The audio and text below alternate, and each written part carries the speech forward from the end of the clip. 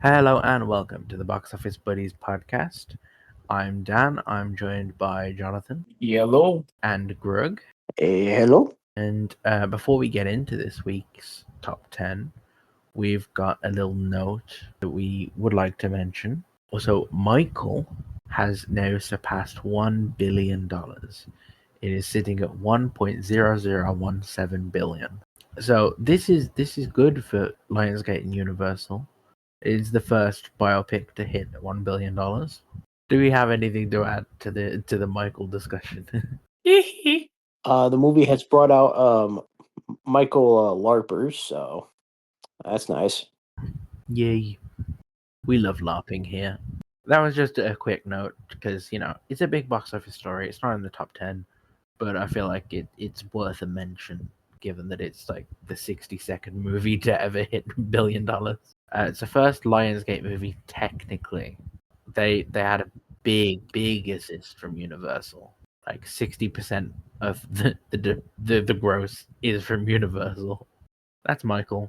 That's already been out. It's out of the top 10. We don't really care about that much anymore. But at number 10, getting into the top 10, is Backrooms with 1.49 million, down 54%, at 194.2 million domestic, 173.71 million international, for a 367.91 million worldwide haul, all on a $10 million budget. And I was underestimating this movie when I said it would make $175 million domestically, I should add.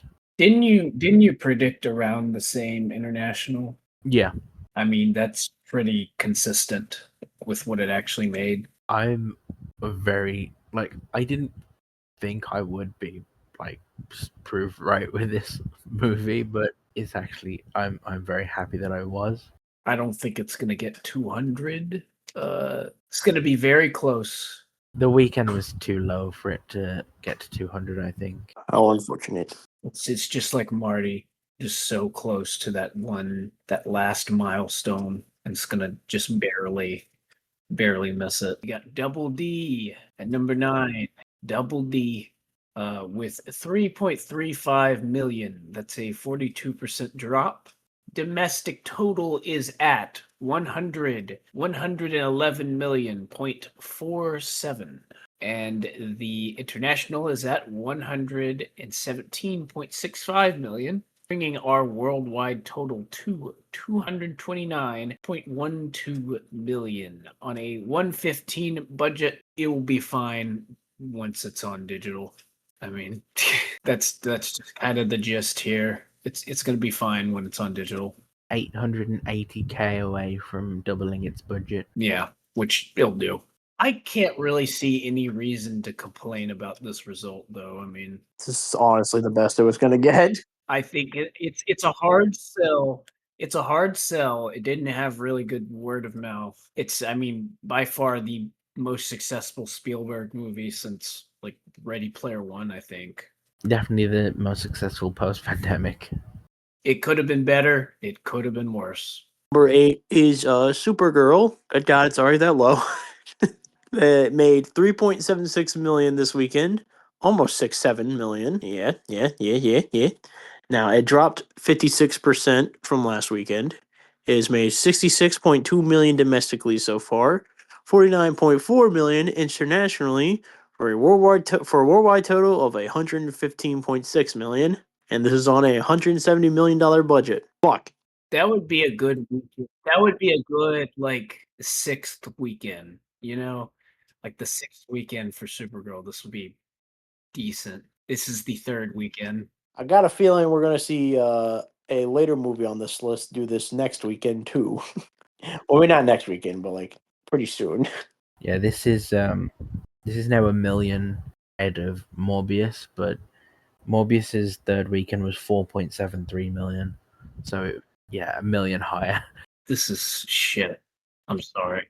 It's literally it's always over whenever Morbius is just brought up in any box office discussion. I mean, there's no positive way to spin this. This is just Yeah, and you know what? It's probably going to be petering out of the top 10 very soon. At number 7 this weekend is the complete opposite story. Obsession is at 3.85 million this weekend, down 26%. 260. That's supposed to be no. 253.37 million domestic. 173.36 million international, for 426.72 million worldwide. So this is well over the 400 million mark now. Again, 750k budget, acquired for 15 million. Jesus Christ. This continues to be incredible every single week. The fact that this type of movie even touching, like, it's going to be at 450 million, I think, pretty soon. This should be like on the opposite side of things. This should be like the movie's like fourth, maybe third weekend where it's at. We're going to be seeing this in the top 10 for probably the rest of the month, honestly, which is insane. Just an update on its multiplier as well. It's at 14.73. Unreal run. Number 6 is what in last week's episode I predicted for number 5. We have The Invite with 5.72 million. That's a 712% increase. This was playing in 1,600 theaters. That's an increase of 1,588. This had a little more. I think if this had like over 2,000, this could have made the top 5. I mean, I feel like that was a responsible release, 1,600. That's better than I feel A24 does a lot of times with these expansions. So, but it clearly worked for them. I mean, this is, I'm getting ahead of myself. 7.38 domestic total. This has been out in limited release for 2 weeks now. The international total is 2.67 million, bringing our worldwide total to just barely over 10 million. 42% of the audience was men over 25. 10% was men under 25. The overall audience was just 52% male, 48% female. So 39% women under 20, 39% women over 25 and 9% women under 25. The demographics are 56% white, 22% Latino, 9% black, 9% Asian. As I was about to say, this is a good result. I mean, for an A24 expansion, I think this is exactly what they're looking for. Honestly, I think this will leg out pretty well. The buzz is good. It's had great numbers for its limited release and continues to have great numbers this week. I think it can hold it on. It's probably going to get an increase as well. I'm assuming they're going to give it like a slight increase to over 2,000. Probably 2,200 is my guess, maybe a little more. That's usually how A24 does some of these, films of its caliber, where they're trying like a slower rollout. I think a comparison to like a rollout that's comparable to this is maybe We Live in Time. I think it did the 2 weeks limited and then decently wide release followed by a much, much wider release. So let me see that. The other one to compare is, I guess, Eternity. Similar type of release they did with that as well. We Live in Time was much smaller in the moderate wide. It was just under 1,000. And then they expanded it to 3,000. Yeah, that was only it was only platform release for a week, though, to be fair. Yeah, which, to be honest, the numbers for this one are better. Number 5, we got Young AI Sloppington, otherwise known as Young Washington. It made 6.9 million this weekend, dropping 64% from last weekend. Almost 6-7 on both of those numbers. So far, it is 33.56 million domestically. Well, nothing internationally because fucking Angel Studios. Yeah, no one's seen this shit internationally, bro. And so far, this is on a $20 million budget. I think if Angel Studios went bankrupt, like right now, the world would be a better place. Yep. It's so funny that I'm saying this because I don't even hate this movie that much, but it's just like I very much hate the idea of it. All things considered, this is a decent enough result. It's going to lose money, I think, but for a studio like Angel, this is decent. they've only had really a couple of decent hits anyways. And this is not going to get to those levels. Like I'm thinking like Sound of Freedom, David, King of Kings. It's not getting to any of those levels. I can't imagine it's a Who knows? Maybe when they make 1776, there's going to be more AI. I mean, now granted, I say it's not a huge loss. I fully believe they expected this to do like way more than it did. When in reality, what it did was a very reasonable expectation. For a film of this caliber, what it did like 18 last week, something like that. 19. That's really good. That is a very good opening. It was not number one on America's 250th. We need to keep saying that because we're really pushing that. Couldn't even beat Minions when they were nerfed, bro. To number 4 this weekend is another new entry, Evil Dead Burn. 13.7 million domestic opening weekend. It's just over 3,000 cinemas. It's about 4,500 per theater. 11.33 million international weekend for a 25.03 million worldwide opening weekend on a $20 million budget. So that's all right. It's not great, but it'll be fine at the same time. As long as it doesn't fall off a cliff, it'll be okay.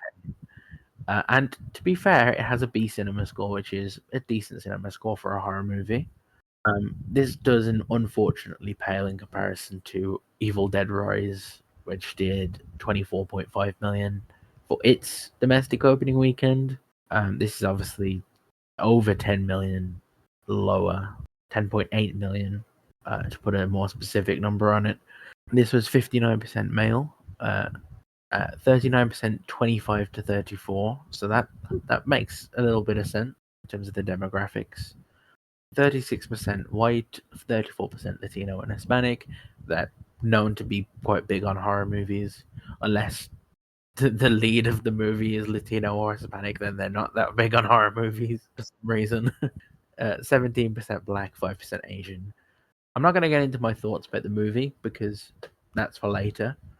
I know this isn't as good as Rise, but it's still very, very good. It's unfortunate to see it not do as well. I have to disagree. I think this is way better than Rise.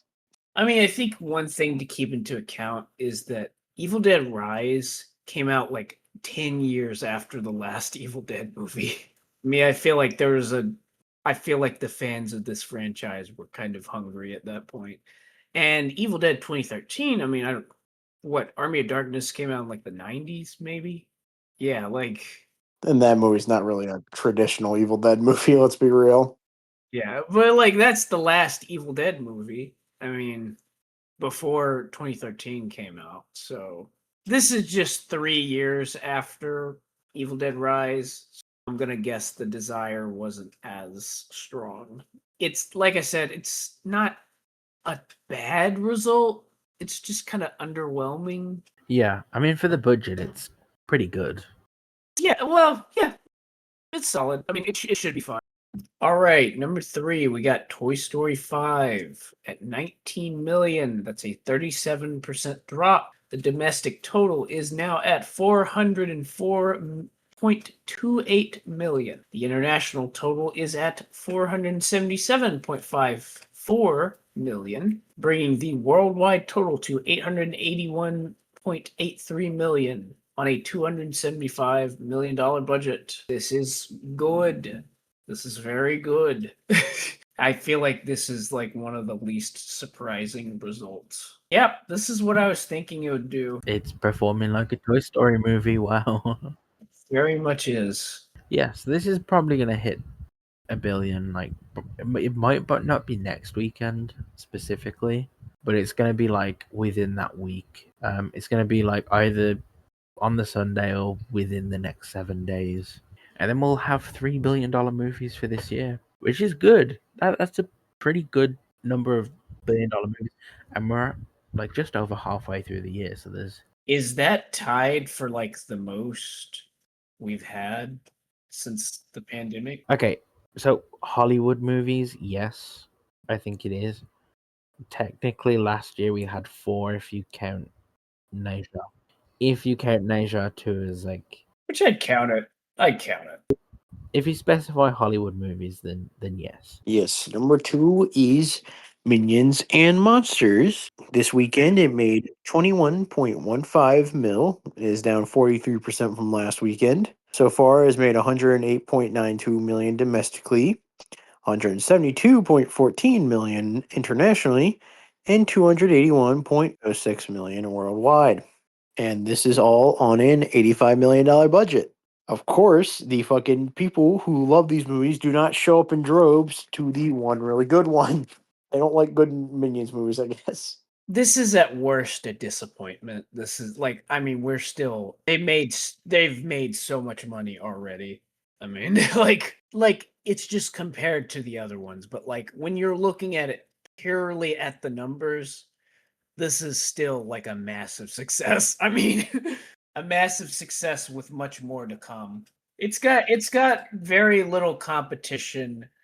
I mean, its biggest competition just came out this weekend. And it's got almost none until like Spider-Man, honestly. That's the closest competition it has in the near future. No, we don't want a good one. We want more slop. At number 1 this weekend, we have Disney's live action Moana with 43.14 million domestic. Now, normally I'd go through the rest right now, but I just want to preface that this is under Hoppers, which is 45.35 million. Oh shit. An original Pixar movie. It is under the OG Moana 3D of 56.63 million, which was 10 years ago and also on Thanksgiving, technically. So maybe, but also 10 years of inflation. It is only 940k ahead of Snow White's 42.2 million. It is under Dumbo, which did 45.99 million domestically in its opening weekend. Just some context before we get into the rest of this. Internationally, it did 52.43 million for a grand worldwide haul of 95.57 million. It couldn't even get to 100 million worldwide. Bad. That's bad. Yeah, and it has got a very small, very, very petite $250 million budget. The Rock strikes again, bro. It has an A- cinema score, to be fair, which is okay. For this type of movie, I feel like you would wish more for an A, but A- is fine. It was 62% female, which makes sense. 18 to 24 was 30%, 25 to 34 was 25%. It was 32% Latino and Hispanic, 31% white, 16% black, 13% Asian, and 8% native and or other. This is not very good, I would say. I mean, this is gonna lose so much money. Well, welcome back, Red One. Or at least Red One had like the Amazon Prime release. I get that we're like 2 years off from like Moana 2. We're not even 10 years off from the original. The demand maybe isn't there as much for like more Moana, but I just think this is more worrying than like 2 years after Moana 2 did like over 100 million in its opening weekend. This can't even reach half that, and it's less than the original. Who genuinely wanted this? There's one person actually who did want this, The Rock. But now we've given you the numbers. Let's move on swiftly to our like review section because Grug, I have a feeling I know what your movie is this weekend.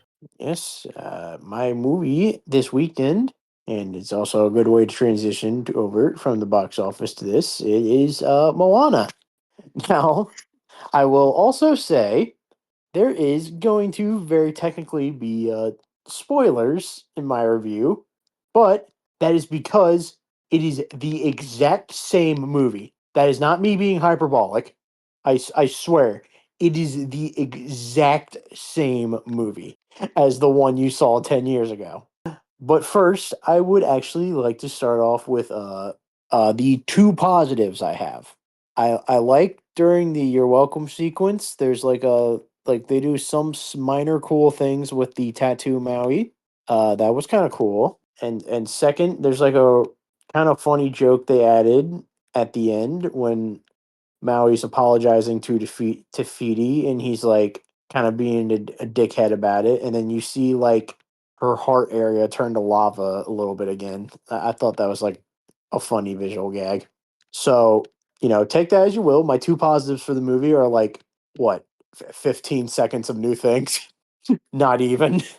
Minuscule. Very minuscule. Okay, now the bad. Everything.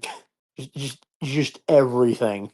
It is Moana, but you get like but you get worse acting. You get way worse visuals. You get just way worse just inferior sounding songs. You get like just everything. I do not like the Beauty and the Beast remake. I especially do not like the Lion King remake. But I can give them this. I can at least name one thing in each of them that they did that I at least kind of liked. Now, I'm not saying Moana's that's not even saying like Moana is worse than, well, at least the Lion King remake, because like I'd still think the Lion King remake is worse. Moana literally just has like nothing. It is like to the point where it's like just not worth seeing because they didn't change much. But if I were to point out some changes, uh, they're not even really changes, but all these quote unquote changes are just bad.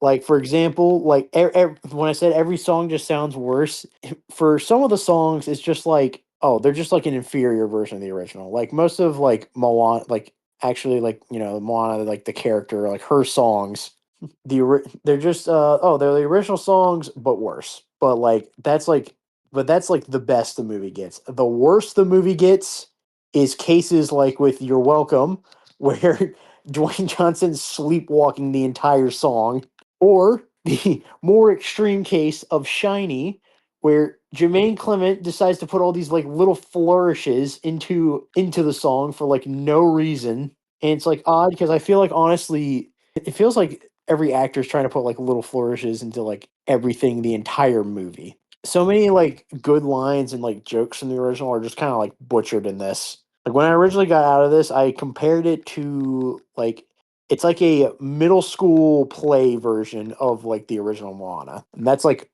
honestly the best comparison I can make. Let me give you like an example of like a line that was butchered. So Maui has this little joke that happens. There's this joke that happens with Maui and Moana right before they enter like where like Tamatoa is, like before they enter that cave area where it's like, oh, we need to open this thing.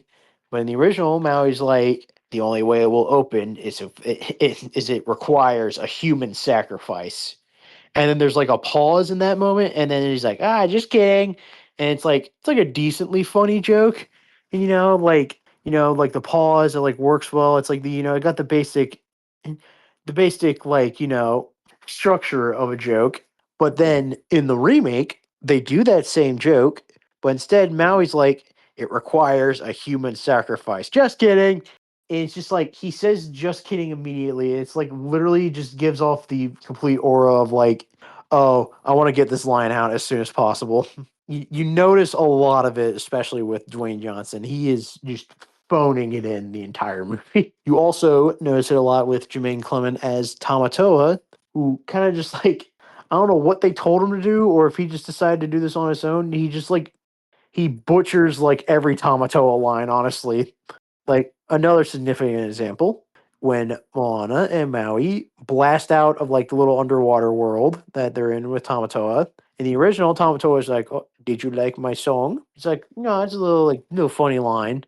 But then in the remake, they have Tamatoa be like, "Oh, did you like my song? Oh, do you have any notes? Do you have any little things?" It's like again, it gives off the aura of like this is a school play version of Moana, and it's like the actor for the like the middle schooler who's playing Tamatoa is just trying to be funny, which obviously forgivable in a middle school play because it's a fucking middle school play. But this is a $250 million movie, and it's just like it's completely just stupid. I'm talking about this because I don't really even know what to fully talk about, like what else to fully talk about with this movie. It is Moana, except again, the visuals are worse. The acting is way worse. The songs are like inferior at best or butchered at worst. I really do not see this specific version of Moana having any sort of staying power once it's out of theaters. I can't imagine a parent is going to show this version of Moana to their kids. They're going to watch the animated one. Like I can almost guarantee that. It's like any, I guess any actual positive the movie has, like a, pretty good story and stuff. That's from the original. That it's not what this movie has. I honestly respect something like the something like the Beauty and the Beast remake for at least trying to like add stuff, with like the Beast. It's not good, but they tried. I haven't seen Snow White. That sounds like a disaster, but it sounds like it'd probably be more enjoyable to watch that. Gal Gadot is at least very funny. I mean, you could definitely get a lot more out of watching like Mufasa. I mean, this doesn't have any staying power. I mean, I'm definitely not the only one who thinks this. I mean, just look at those fucking numbers. I mean, the A- cinema score and like, 90% audience score on Rotten Tomatoes, like, sure. I mean, those are all coming from people who like saw this movie and are just like, oh, I like Moana, so I like this. It's like more than likely just what it is.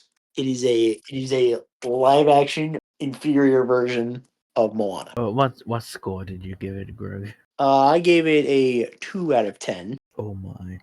I'm gonna one up you. I gave it a 3 out of 10. The only real reason I did give it a half star is just like it's not like I even left the movie in anger. I'm just more perplexed on. I'm not really perplexed. I'm just more just questioning its existence. Which its existence was it's 100% this. It started production after Black Adam came out, so The Rock was probably worrying about how his career was affected after Black Adam, so he rushed to do Moana to is like, hey, this is a character I've played before. This will make people like me again. It hasn't. Jonathan, do you want to go next? I don't think I'm gonna have much to say because I feel like I gotta dance around a lot of things about this movie because I think it is largely benefited by a blind watch. And don't worry, if you've seen the trailer, I think that's still blind enough. I think both trailers did not give away a good portion of what this movie is. But what am I doing? I haven't even said the movie. Okay, it's The Invite, directed by Olivia Wilde. This is a English remake of a 2020 film called The People Upstairs. It stars Seth Rogen, Wilde herself, Penelope Cruz, and Edward Norton.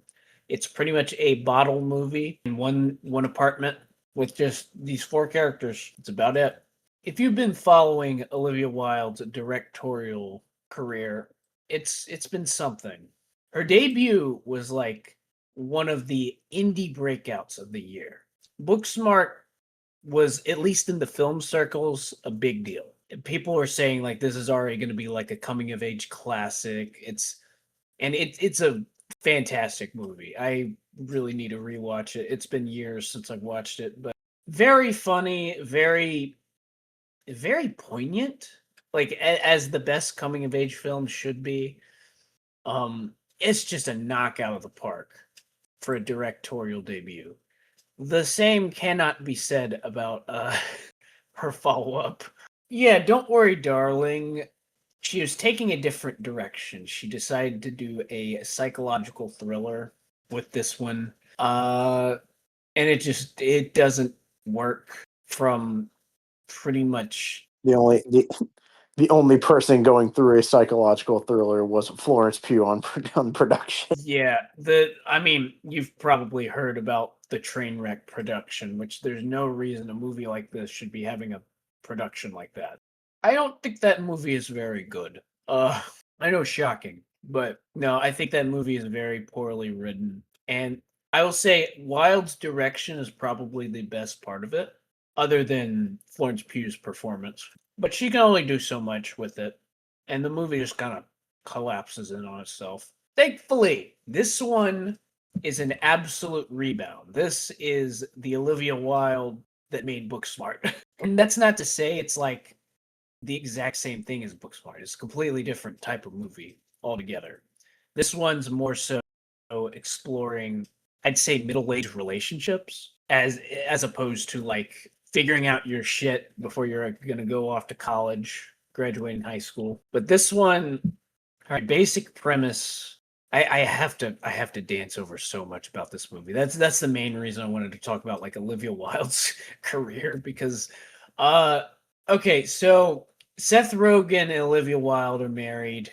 They're in a bit of a rut. Impromptu, Olivia Wilde decides to invite their upstairs neighbors, Penelope Cruz and Edward Norton. This just spins off into yet another argument between them. And it's a perfect setup for the film, just to give you an idea of the dynamic we're working with here. If you've seen The Office, this movie is kind of like the episode Dinner Party. You're gonna be cringing watching this. I think it's impossible to watch this film without like gritting your teeth at some of the things that are happening because it is just straight up like macroaggressions from like these two are like lobbying macroaggressions against each other, and then like Seth Rogen's like throwing some macroaggressions at the guests. It is so awkward to watch, but there's a lot more to it under the surface of its premise of just it's actually a very thoughtful examination of this relationship to a point. By the end, it kind of just stops being a comedy. The ending is very emotional. Like, it was not what I was expecting with some of the earlier dialogue earlier dialogue exchanges in the film where I feel like I can't say what they were talking about. I just can't. It's like it's very funny. One of the core concerns that they want to address is something so stupid. It leads to another major plot point of this film that a plot point that honestly, if you have seen the trailer, you can kind of infer it's going that direction. I mean, you maybe could even infer it by looking at the poster. I'm not going to say it for the sake of just in case you haven't seen anything about this movie, but yeah, I mean, it's pretty easy to tell one direction that this thing is going. And it goes there. It does. But what this means for the characters is what's very interesting about it.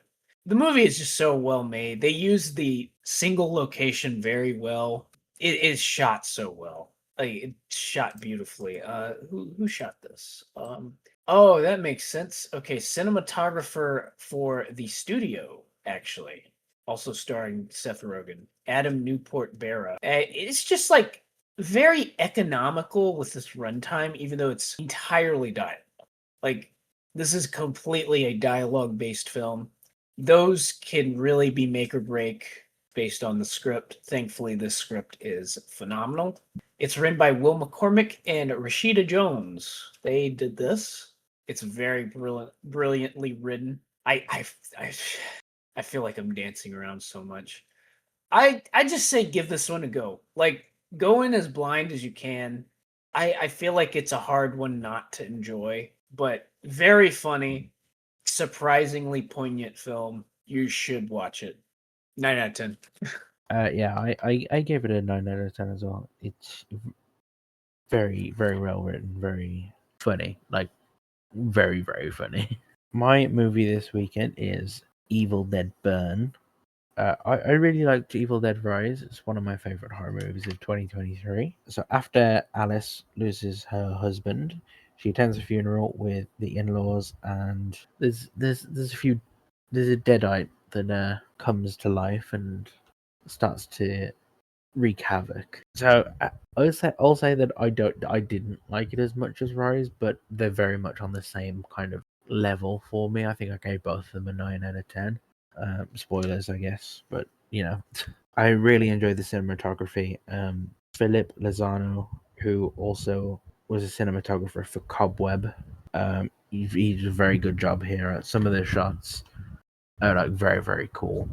The mirror shot is one that I really enjoyed. There's a one shot here as well, which is very, very cool. The one shot is in the teaser, to be fair.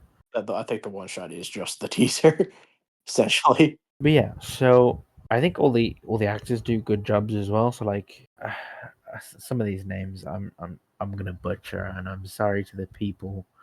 They're not listening, so like I think it'll be okay. So Hayla Yakub, who is Alice. Tandy Wright is Susan. I really liked Lucy Ann Buchanan played Tia. Errol Shan played Edgar, and Maud Davy as Polly, the grandma. She was amazing in her like normal form, and yeah, there's some later scenes where she gets some pretty good screen time. I'm not gonna spoil too much about what that is, but you can probably guess. To be honest, it is an Evil Dead movie after all. And as an Evil Dead movie, there is a fuck ton of blood in this. And surprisingly, burns. There was like a scene where like it reminded me a lot of Obsession. Grug, you might know what I'm on about in terms of Obsession. Yeah. The Obsession scene happens like pretty quickly, I feel. Like it's more 30 seconds. I feel like this scene felt longer to me. It's also like you see it in a lot more detail than you do in Obsession. Like it feels brighter when they're showing the aftermath. I was like, wow, okay. I will say if you love dogs, be warned. I'm just gonna say if you're looking if if you really like dogs and you want to look away at this certain scene, dinner table scene. I'm just gonna leave it at that. It's pretty like the scene in question is like pretty quick. Thankfully, honestly, I care more about dogs than I do humans in most movies. That first Deadite attack in the car, that was very cool. I think it was very like visceral and like my heart was kind of raising a little bit during the first scene, like where the Deadites attacked. It's like after the dinner thing happens, and that's like in first 15 minutes of the movie. I feel maybe 20 minutes. Maybe not first. Yeah, I said like 25 minutes. I'd say, but like, But after that, like it's just thing after thing after thing of like horrific, bloody violence. Basically until the end of the movie. yeah, this movie's essentially like there's like 15 minutes of calm, like in the beginning parts of the movie, and then the rest is just like full throttle. Yeah, I mean, it's hardly even like fully calm, to be honest. It's just like, Yeah, it's calmer. Let's say that. especially when like in the first 15 minutes, it's like the crash scene, which isn't really a spoiler because we all know that the husband dies. But yeah, I did really like one of the first like jump cuts of the movie being just a twerking ass, bro. That was beautiful. That was so fucking funny. That is edit of the year, bro. And there is some very good editing in this movie as well. There is some like honestly, other than like the scene with the brother and I forget what he picks up, but where he picks up something and does something to someone else. I don't want to say more than that because like I don't want to spoil it. I'm trying hard to think of like some of the other scenes that were like more icky, like in terms of violence. A lot of the deaths in general in this movie, I feel like we're just like, ugh. I mean, I'm probably gonna butcher his name. Sebastian Vanisek, the director of this one. I also wrote it with Florent Bernard. They both did a great job, I think. I am excited to see what happens with Wrath in 2028. I'm hoping that the performance of this movie doesn't stop us from getting Wrath. I don't think it will. Nah, it won't. But yeah, I really enjoyed it. As I said, I gave it a 9 out of 10. It is very fun. It is fucking diabolically evil. So yeah, be in the right headspace to watch a diabolically evil horror movie. Now, if I were to, this is lobbying a complaint towards all three of the at least modern Evil Dead movies. I want the Deadites to be absolute assholes again. I love when they would just. I mean, they do talk a bit of shit in this movie. I will say they do that better in this movie. But like, I want them to be goofy ass motherfuckers. But yeah, those are our reviews for this weekend. This week, I should say. Let's move on to our predictions for next weekend. And Greg, do you want to start? Why, yes, of course. Of course. As we all know, and I'll start at number 5. I believe Evil Dead next weekend is making 25 cents. Yeah, I'm not. I'm gonna warn you. This is a horrific weekend for the box office. Well, actually, I'm actually lying because I think Evil Dead Burn is number 6, so it won't even be in the top 5. So number 5, I think, would be Toy Story, which would make 50 cents. Number 4 would be Minions 3, which would make $1. Number 3 would be Moana, which would make $1.50. I still think that's too much. Number 2 will be the Odyssey with $2. So where does that leave number 1? Number 1 is of course going to be the Mandalorian and Grogu, which I believe will make 300 million like next weekend. The Star Wars fans, they'll finally show up. Trust, the walk-ups will be insane. Trust me. Trust. I do not trust. Okay, yeah, no, that's not happening in a million fucking years. I think there's actually a better chance of like my atoms aligning against a wall and then my hand just going through the wall. I have a better chance of straight just ending up in the back rooms. All right, my actual top 5. Number 5, Evil Dead Burn, 6.7 million. Number 4, I got Toy Story 5 with a 12.25 mil. Number 3, I got Minions 3 with 13.67 mil. 67. Number 2, I have Moana. Now I'm predicting a big drop. I hope this happens. 16.7 mil. That would be really funny. It's probably not going to happen, but a man can dream. As the tagline from Marty Supreme says, dream big. And number 1, the Odyssey. Like come on, the 110.2 mil. Lovely. And as the tagline for Song Sung Blue says, dream huge. Dream huge. Jonathan, what's your top 5? All right, Evil Dead. I'm gonna go with a higher drop with 6 million. Toy Story. I'm thinking 13 at number 4. Number 3 is Minion with Minion singular. Minion at 14 million. Moana at 18, and the Odyssey at 113 million. Full Odyssey. For me, Evil Dead Burn, I've got at 6.85 million. Toy Story 5, I've got at 12.74 million. Minions and Monsters, I've got at 13.75 million. Moana, I've got at 19.41 million.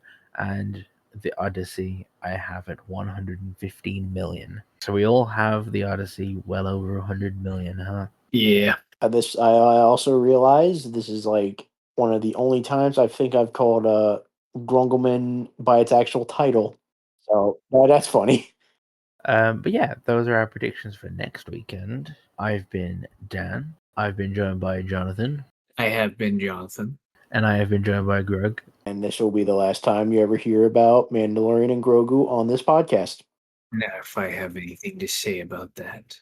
No, you don't. Don't you dare. Okay, goodbye. Goodbye. Bye-bye.